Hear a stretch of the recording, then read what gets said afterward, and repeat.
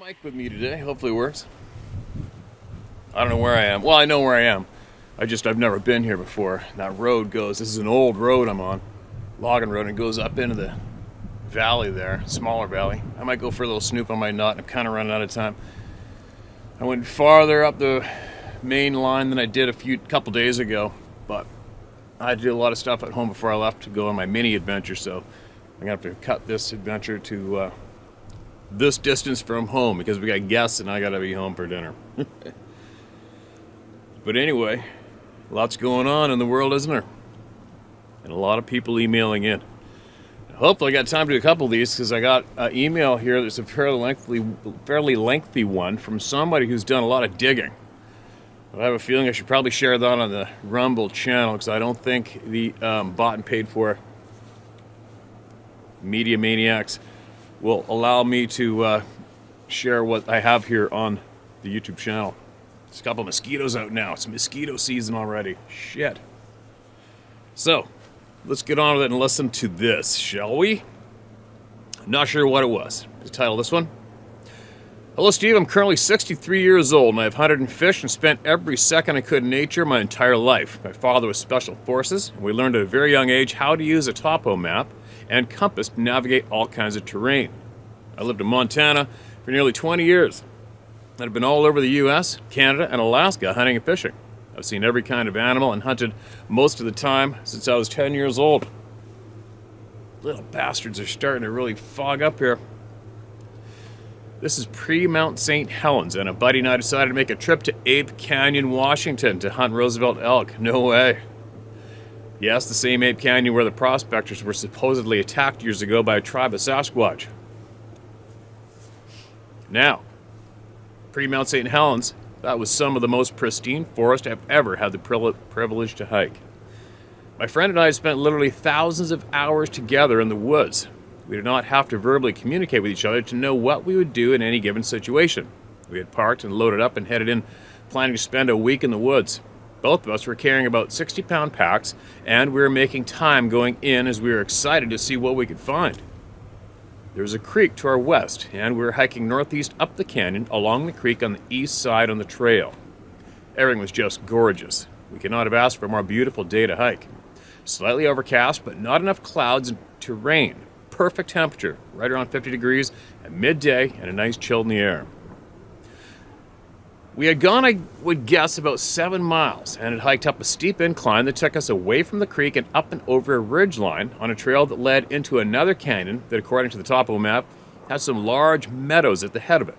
Those meadows were where we had intended to hunt. Extremely remote, good south-facing benches to bed on, and plenty of graze and water. As soon as we topped the ridgeline, everything changed. I could not shake the feeling that we were being watched. And because of it, I had unshouldered my rifle and was carrying it in my hand. It was the most threatened I have ever felt in the woods, and I've been face to face with both bears of both species and mountain lions face to face less than 8 feet from each other. Even those experiences did not make me feel as threatened as I felt at the time.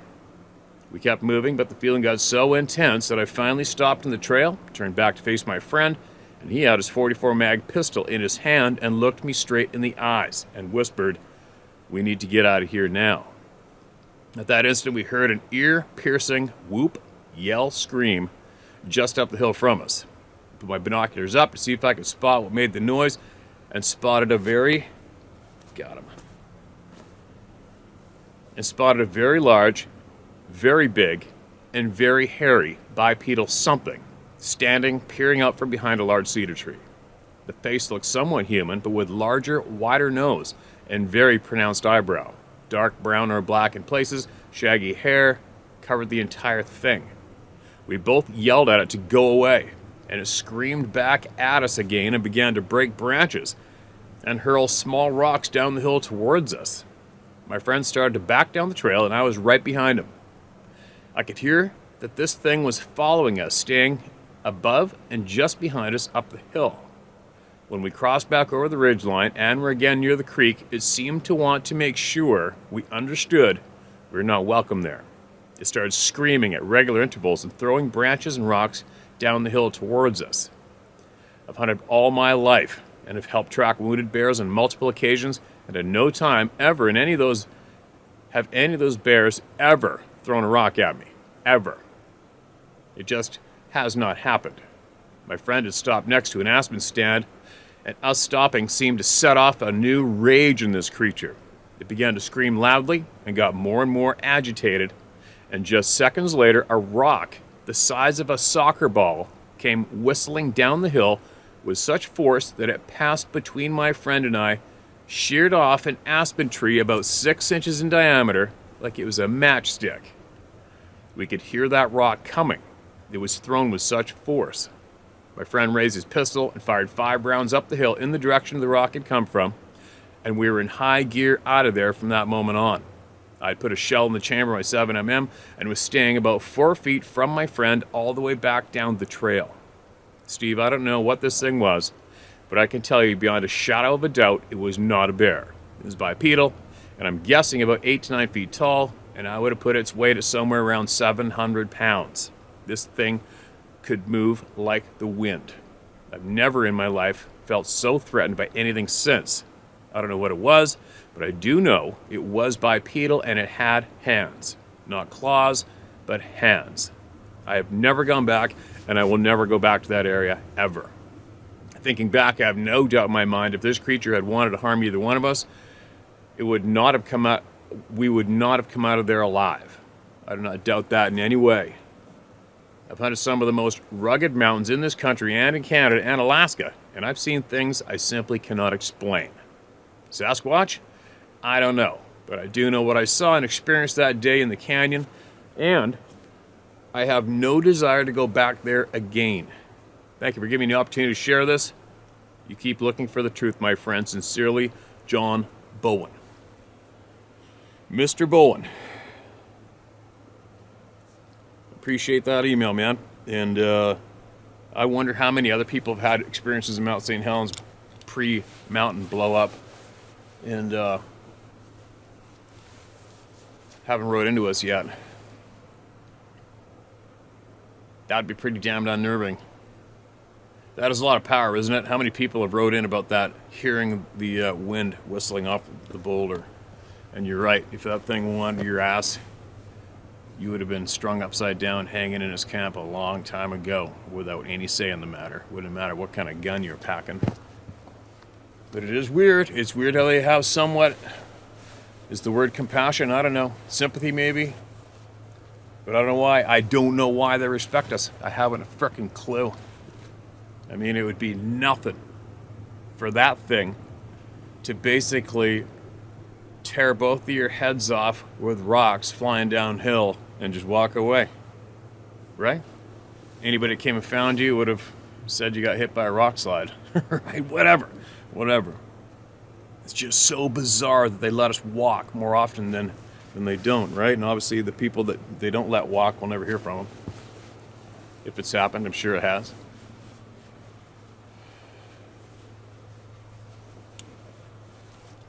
I wonder if you didn't mention if you and your buddy still hunted. I'm guessing you probably do. It's pretty intimidating. Thanks again for sending that in. I hope it helped somewhat hearing your story shared with all the people here. That's the experience that I don't want, is that one. You know what I mean? I don't want one of my favorite places ruined from that. Although I keep tempting myself, don't I? Right? I keep throwing up the opportunity for something to happen all the time while I'm doing this shit and more. Whatever is what it is. Thanks again for sending that in, man. And if you come across anything else, make sure you send it our way, all right? If you think it'll help us or somebody else. All right, this is titled Thank You. Thank you, Steve. Because of your channel, my family is sharing experiences we had kept from each other. Well, isn't that good? God, I'm getting eaten alive, all right? It's not a nervous tick, it's mosquitoes. Also, because of your channel, like others, I realized how many times something curious I'd seen or heard is now explained. I've learned so much from the people who shared their experiences. That is a great sentence to share here.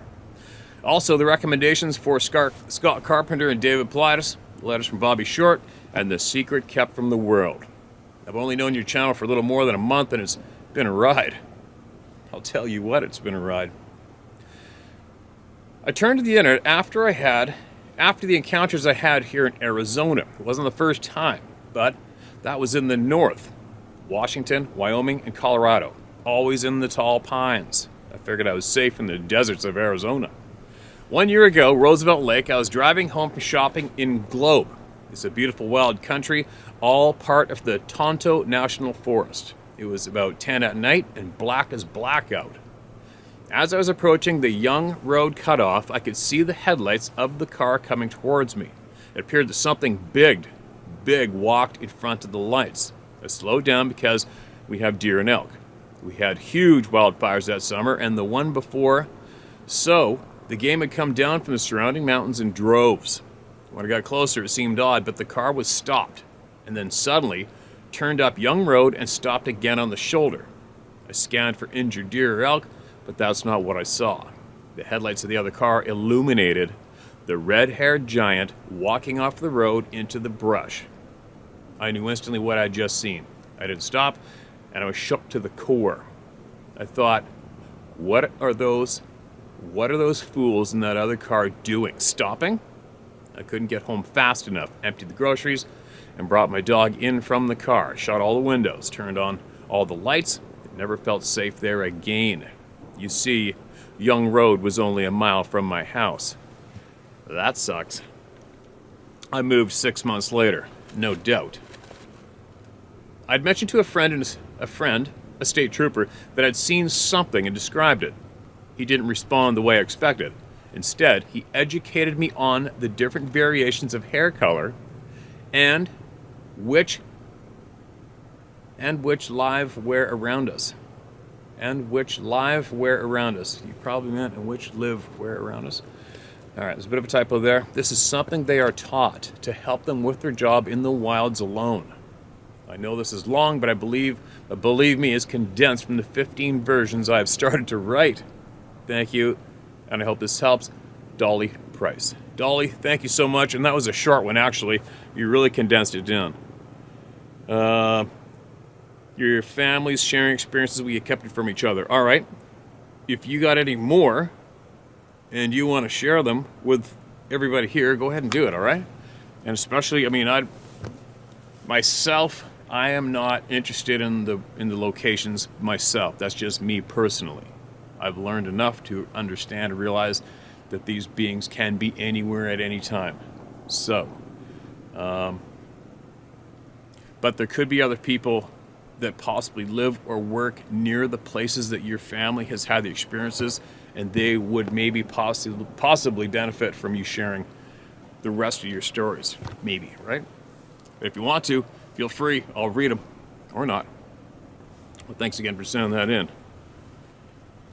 How many people have moved, right? How many people have sold their place and moved after having that experience? All right, here goes another one. And another, and another, and another. Hi, Steve. I humbly ask that you don't use my name if you read this publicly. You got it. My wife and I own a property in rural Pennsylvania. It's around 100 acres and consists of a mix of woods, fields, large ponds, and wetlands, which also abuts large state forest areas, all with an abundance of wildlife. I spent my teenage years and adult life enjoying the outdoors, hunting, fishing, hiking, camping, etc. I've been in the near vicinity of grizzly bears in Alaska, black bears on the East Coast, and of course deer and many other animals, and fowl. I'm a veteran and former federal agent. I say only to emphasize that I do my best to approach things rationally and factually, examining and re-examining events, including what I'm about to describe. On the morning of September 12, 2021, just after 5 a.m., I distinctly heard 2 knocks on the sliding door to the trailer, which currently serves as home since we've not yet broken ground on our house. Keep in mind, the branches of a cherry tree have, over the last number of weeks, routinely dropped cherries on the roof of the trailer, along with an occasional branch. Our small dog doesn't even react to these routine noises. However, at the moment of the knocks, she began to bark, and I got up immediately. The knocks had that distinct sound of knuckles on glass. knocks with the slight sound of a ping of glass. I thought perhaps a friend of mine made his way to the trailer, possibly needing a ride home for an emergency or something. His wife had dropped him at the property the previous day.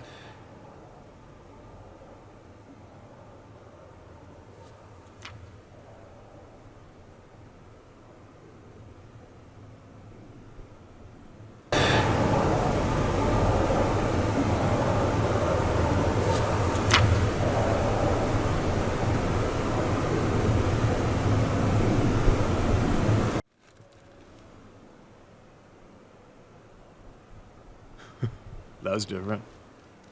This thing's still working? Yeah.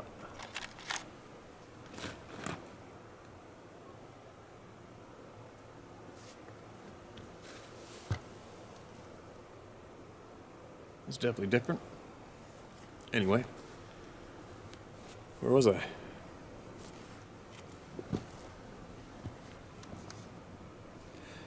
His wife. Okay, sorry. Where was I? We'll see what that was later when I get home. Unless it happens again. His wife had dropped him at the property the previous day, and he was staying in an RV about a quarter mile away. I put on a pair of shorts and went to the door and turned on the outside light. There was no one there. I immediately went into another mode, thinking someone was harassing me. I grabbed a small but bright tactical flashlight and a kukri. I don't know what a kukri is. Kukri. I went outside in just my shorts, no shoes, and no shirt, not wasting any time and wanting to catch whoever it was. I searched the immediate area in front of the trailer, the field across the driveway, and up and down the long driveway. There was no one, and the distances, someone could not easily get out of sight unless they went behind the trailer to nearby the wood line. I went behind the trailer, scanning the area the whole time, checking behind firewood, sheds, under the trailer, etc. It was cloudy that morning and dark with no light from what was a crescent moon. At the moment I shined the flashlight on an area of high brush at the edge of the wood line, something ran away deeper into the wood line and disappeared behind one of the larger high bushes. In those split seconds, I expected to see the tail of a white-tailed deer leaping through the brush. That's not what I saw. It was an upright being running away from me on a slight angle from left to right, but primarily away. Then I thought a person. So, once it disappeared behind the large bush, I scanned again and didn't see any movement beyond that point in any direction, so I thought he may be hiding behind the bush. I wasn't afraid, but still somewhat angry that someone may be trying to harass me for some reason. I walked up closer to the large bush and said out loud, "If you F with me, I'll put an effing bullet through you." I wanted to send a strong message that I'm not going to hide in the trailer. I'm going to deal with you. I quickly went back into the trailer, grabbed a rifle equipped with a night vision scope. I went back out, scanned the wood line, but didn't see a thing. When I went back in the trailer again, I realized what I saw moved too quickly and too fluidly through the brush to be a person. The brush is a tangle of blackberry, choke cherry, jewelweed, wild grapevine, and fallen branches. A person would have been impeded by that brush. This thing moved through it like it wasn't there, without making much of a sound. I admit there may have been more noise than what I registered because I was so focused on the visual of this thing running away. There was no leap like a deer, but a straight, fluid run, as a bipedal being would move. The silhouette was also a broad vertical shape, not horizontal, as would be the case with a deer. As I said, it was also very dark. Other than the light my flashlight was providing, how would a person be navigating that tangled area in the dark without their own light? Then there was also no sound of anything moving through the woods beyond. No sticks cracking, no tromp of a deer bounding away, nothing. I doubt any person could move through the woods in the pitch black without making any sound. It didn't strike me until later that morning that the size of the thing was also a factor. I told my friend about this incident, and then I went and stood in the brush where I last saw it. He could barely see my head as he stood in the location where I was standing earlier that morning. I saw this thing from the waist or a mid-back to the top of its head from the same location. I later placed measurements on a 10-foot board and took pictures from the vantage point I had early that morning, attached or below. Each mark is 1 foot. You can see that the 6-foot mark is right at the top of the brush, and that's after I had likely trampled some of it. Also, no tracks, and the brush was inexplicably not trampled. If it was further back beyond the brush, it had to be even larger than the estimated 8 feet, since the hill tapers away. It was gray in color, and when I think back, not much of a head and neck, as some have described. A broad mass with more of a taper at the shoulder, neck, and head area. The brush was just too high for a typical animal, deer, bear, etc., to be visible, or in particularly remain above it for the time this thing was visible. A day or so later, I remember that some weeks ago, a group of us were chatting after dinner back where my friend's RV sits.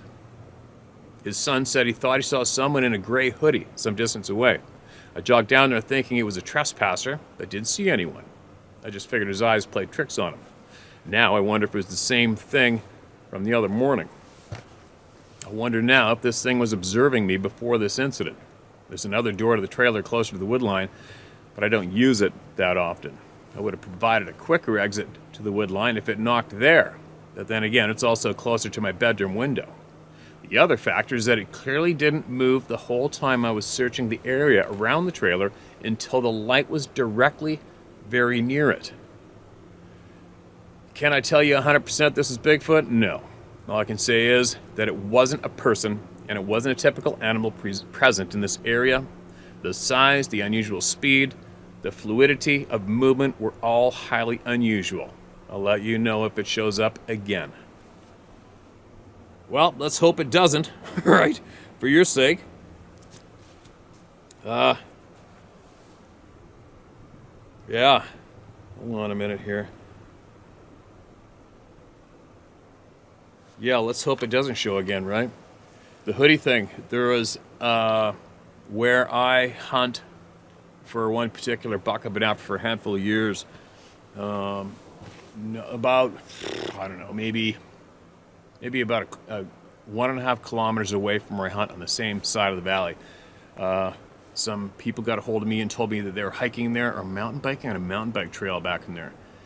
And they came across what they thought at first was a bodybuilder in a gray hoodie, but then they soon realized that it was gray hair, and that bodybuilder was kind of too big to be a human being, and it went running straight up the big mature timber on the side of the mountain. That's about 2 kilometers from where I had those weird eyeballs or lights on the trail camera video, and it's also the same distance where I found a footprint before, and also very near where I got screamed at one time when I was out on this point in first thing in the morning, and I was basically standing there looking across a draw that way to the next timber across the little draw was about 500 yards. And I was basically I'm just my pants, I'm taking a leak, and something started yelling from across that draw up in that timber.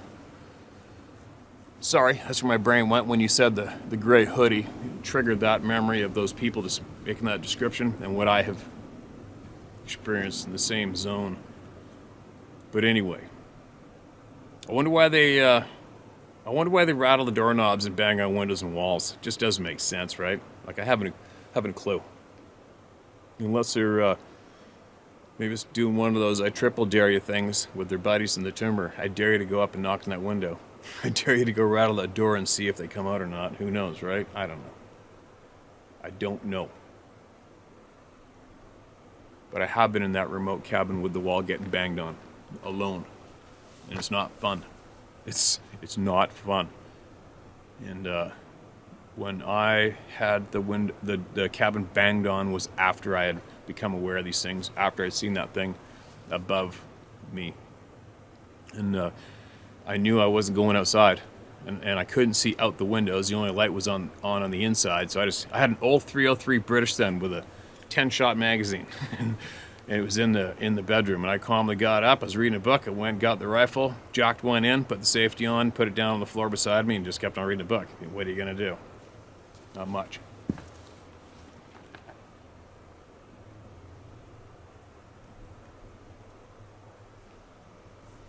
The rock's getting thrown. Everything feels cool.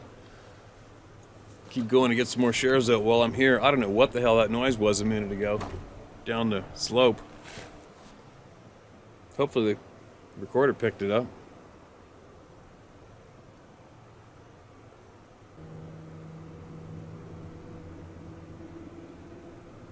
All right, here we go. Read this one. Sabe in Maine and U.S. citizen in Ukraine. All right, well, this is going to be interesting, isn't it? This is a long one. You know what?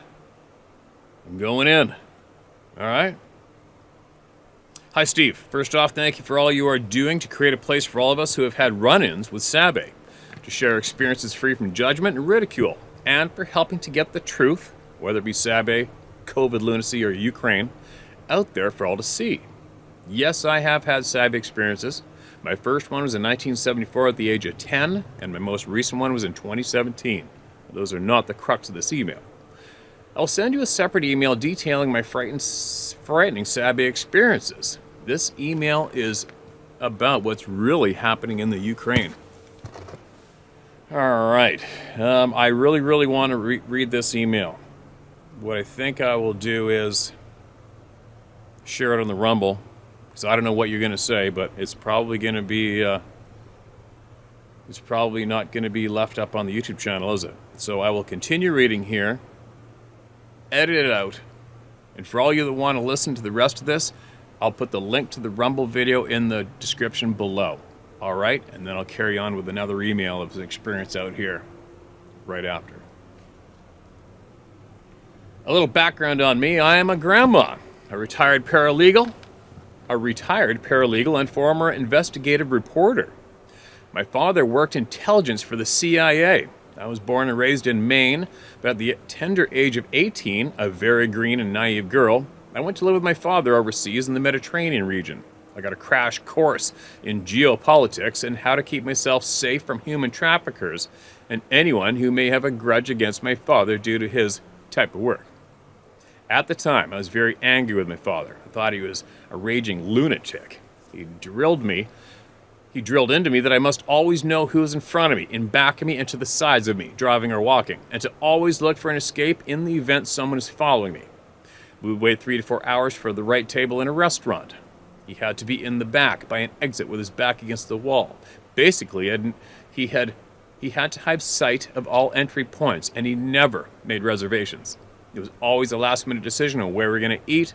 It really pissed me off at the time, and I was quite vocal about it. I was a stupid, mouthy teenager girl.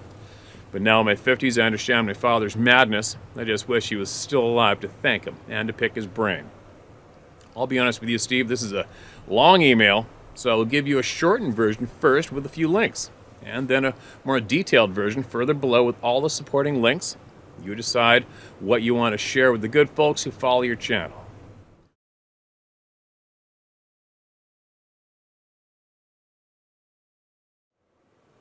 All right, what do we got here? Man, I've been here a little while now. It's starting to get chilly. The sun's going down. I think I have enough time to get home in time to get in trouble. All right, listen to this one. What we got? No title. No subject title. Well, my name is Mike, and I'm a member of a hunting camp in upstate New York. I have to say I've only been hunting about 15 years. I kind of started late. I've always been an outdoorsman, especially growing up. I spent a lot of time on my friend's charter boat as a mate, always fishing and quad riding. I enjoyed being in the woods. My father, God rest his soul, was always into watching all the Bigfoot shows and weird things that happen to people in the woods. I never really paid much attention to all that until I started hunting seriously. I'm going to try to make this short. I've always heard and still hear wood knocks and weird noises in the woods. I've always blown it off as just trees warming up after a really cold night, or just animals that I haven't heard before calling. But last year was a little crazy. I was in my stand bow hunting, just relaxing because nothing was moving in the woods, and it was close to sunset. So for entertainment, I started feeding a chipmunk that was hanging around some apple I had. I was watching him fill his cheeks, and then run back to his little hideaway. Then I got this weird feeling. And a few minutes later, I heard this loud whoop sound that came from my right side and seemed to be about 50 to 80 yards away. It kind of freaked me out a little because it was so loud, and it didn't sound like an owl, it sounded human. So I grabbed my binoculars and was searching that direction. When the same exact sound, and I mean exactly the same sound, came from my left, about the same distance. At that point, I was like, really? Is this really happening? I have to say I had the feeling I was definitely being watched, but I really didn't feel I was in harm. I just felt like it was time to leave. They wanted me out of there. Funny, but the only thing I could think of doing was to yell, "Okay, I'm leaving. Please let me go." I know it sounds crazy, but it made me feel better. So I got down from the stand, started to walk to my quad. That's when I really felt I was being watched, and I can feel my heart beat. I never looked back, and just as I got on my quad and went back to camp, I never looked back and just got on my quad and went back to camp. I didn't tell my buddies until weeks after that, and we all started talking about the weird shit we all hear in the woods. I still and always will hunt. I have to mention I saw one of your videos where you said you yelled to them and told them you're there to hunt and to leave you alone. I'll continue doing the same. I have a recording I made before that I want to send you. Hopefully you could amplify it and tell me what you think. God bless and safe hunting. Mike from New York. Oh, and then I found another email. All right, I'm going to have to do a search on this to find the recording and add into it, but it says right here, "Hello again, this is Mike from New York. This is a recording I made when I got to camp with my mom and my daughter on July 3rd, 2019 at about 1 a.m. I have a few recordings that night, but I think this is the best one. It was going on for about 20 minutes all over the mountains, from the right side to the center and the left. I wanted to share this for a long time, but I didn't know who to send it to until you started sharing everyone's stories. If you can give me any input on what you think, it would be great. Again, God bless and safe hunting. Mike from New York." All right, thank God I got your email here. And those are dogs barking way down there. Weird, because there's nothing down there. Anyway, okay, Mike, and all you, I haven't heard the recording yet, so I will play it at the end of this video, and you guys can all listen, and I will put in text after I hear the video what I feel it may be, all right? Now, I got to get out of here. Quite the view from up here, actually. I moved my truck up from where I was parked down below. I'll give you guys a quick little scan, and then I got to get out of here and go home. All right?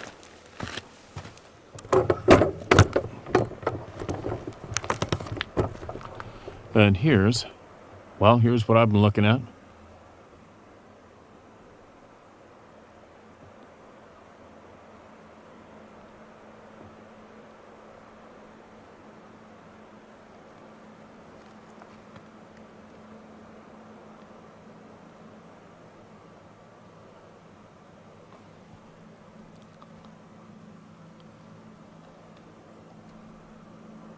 And there we go. I'll be back later.